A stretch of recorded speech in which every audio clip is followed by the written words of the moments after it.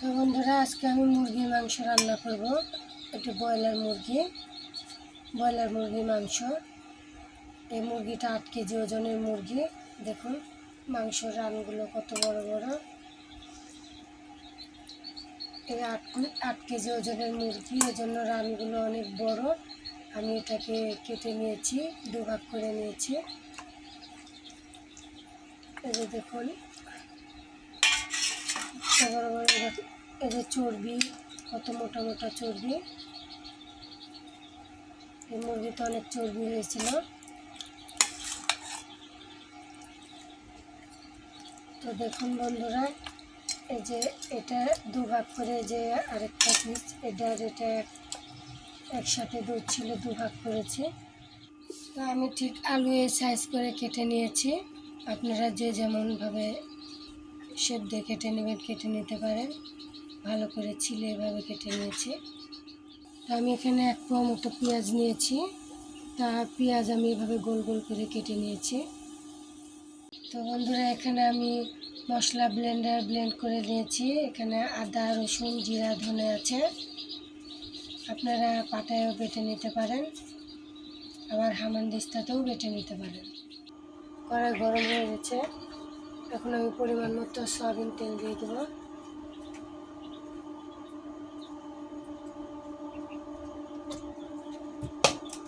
তেল গরম হওয়া পর্যন্ত অপেক্ষা করব। কড়াই গরম হয়ে গেছে। এখন আমি পেঁয়াজ দিয়ে দেবো।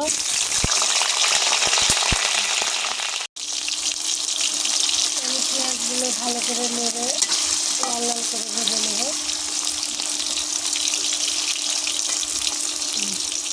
দেখুন বন্ধুরা, পেঁয়াজ লাল লাল হয়ে গেছে। এখন আমি মশলা দিয়ে দেবো। ব্লেন্ড করা মশলাগুলো আমি দিয়ে দিলাম। আমি এর সাথে একটু জল মিশিয়েছি মশলা কষানোর জন্য।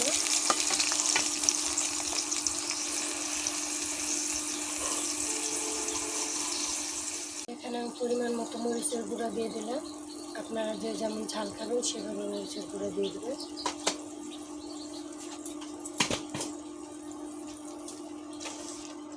দিয়ে এবার ভালো করে নেড়ে দিলাম।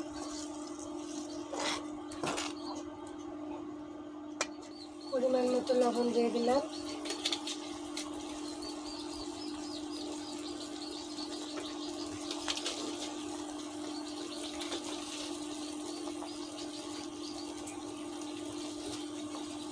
আমি 3 চামচ লবণ দিয়ে আর 1/2 চামচ লবণ দিয়ে দিলাম। পরিমাণ মতো হলুদ দিয়ে দিলাম। এবার ভালো করে নেড়ে দেব। ভালো করে নেড়ে মশলাগুলো কষিয়ে নেব। মশলা আমি ভালো করে নেড়ে দিলাম।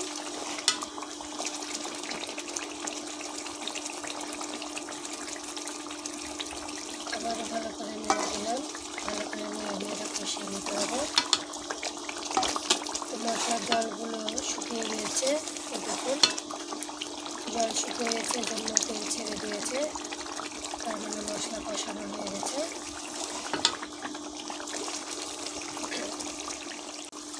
এখন ওই মাংসগুলো দিয়ে দেবো।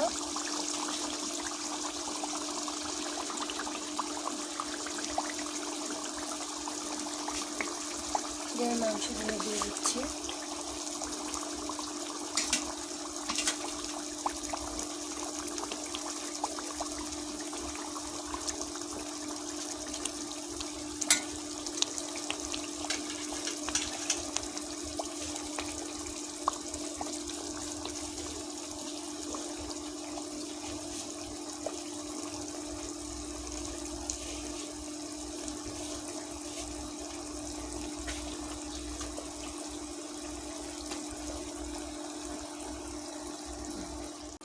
তো বন্ধুরা, মাংস সবটুকু দেওয়া হয়ে গেছে। এখন আমি ভালো করে নেড়ে দেবো। ভালো করে নেড়ে মাংস কষিয়ে নেব।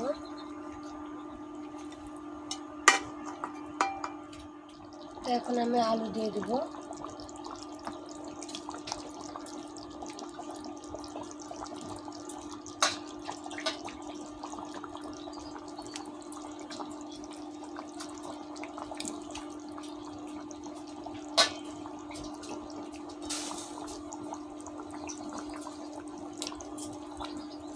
আলু সবটুকু দেওয়া হয়ে গেছে, এখন আমি ভালো করে নেড়ে দেবো। তো বন্ধুরা, আলু আমি ভেজে নিইনি, আপনারা ভেজে নিতে পারেন।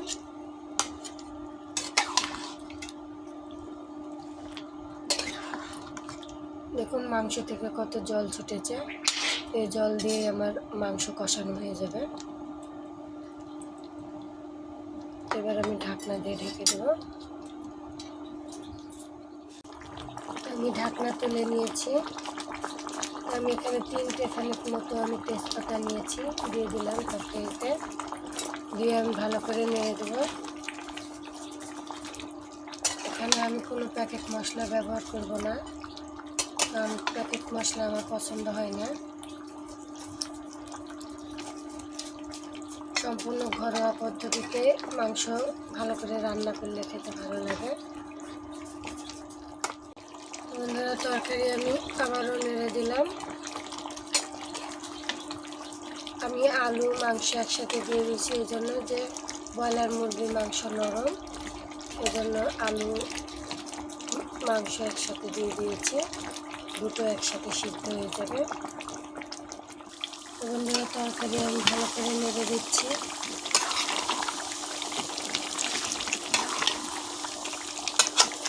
মাঝে আমি কয়েকবার নেড়ে দিয়েছি, 3-4বার নেড়ে দিয়েছি। এভাবে ভালো করে নেড়ে নেড়ে কষিয়ে নিতে হবে। তো মাংস আমার কষানো হয়ে গেছে, এখন আমি এখানে পরিমাণ মতো জল দিয়ে দেবো। এখানে আমি পরিমাণ মতো জল দিয়ে দিলাম।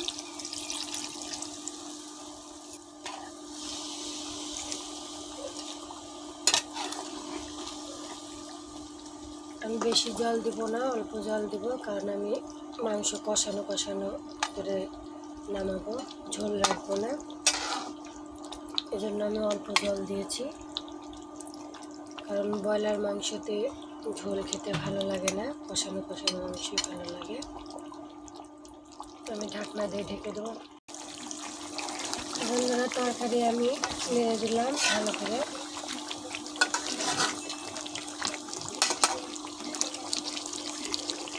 দেখুন তরকারিটা আমার হয়ে আসছে,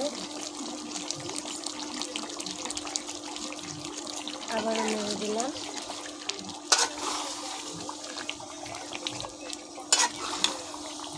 আলু সিদ্ধ হয়ে গেছে, এজন্য আমি হালকা হালকা করে নেড়ে দিচ্ছি, তাহলে আলুগুলো ভেঙে যাবে।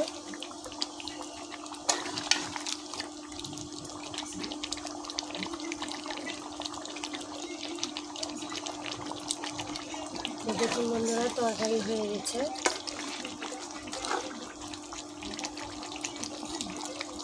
এই ব্রয়লার মাংসতে অনেক চর্বি ছিল, এই জন্য দেখুন কত তেল হয়েছে।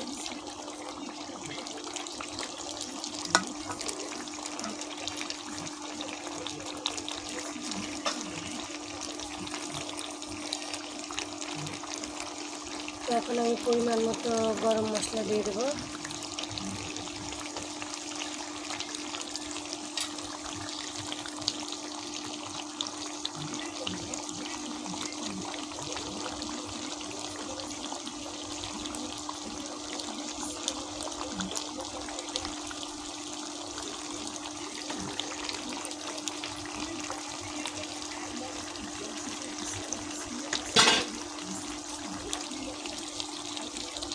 এখন আমি ভালো করে নেড়ে দেবো।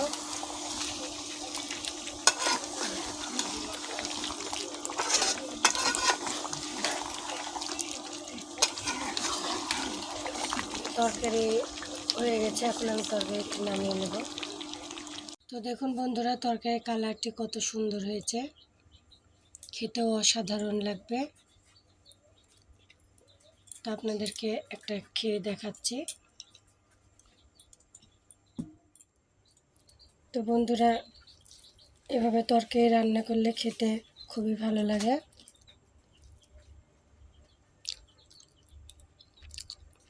তো বন্ধুরা, খেতে জাস্ট অসাধারণ হয়েছে তরকারি।